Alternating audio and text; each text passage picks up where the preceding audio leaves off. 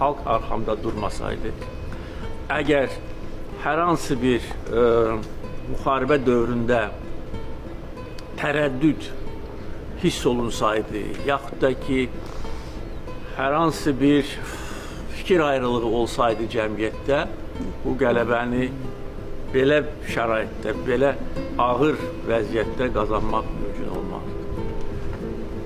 Şəhidlər dəfn olunurdu.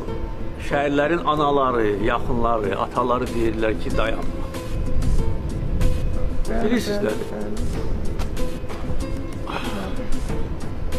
Xalqımız böyük xalqdır və biz haqlı olaraq xalqımızla fəxr edirik. Sizinlə fəxr edirik. 30 il əzab əziyyət içində yaşamaq, çadırda, istidə, soyuqda, vaqonun altında, yataqxanada, uşaq bağçasında, amma inamını itirməmək,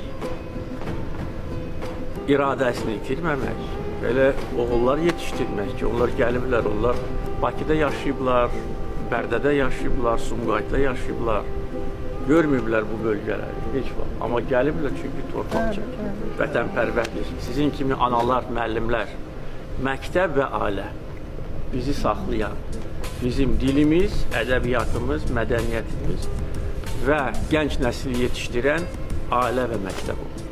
Allahın qüdrəti, Allahın qüdrəti. Biz ancaq və ancaq bundan sonra qalib xalq kimi yaşayacağıq, torpaqlarda əbədi yaşayacağıq. Haqdan yanan çıraq heç vaxt sönməz. Xoşbəxt yaşayacağıq.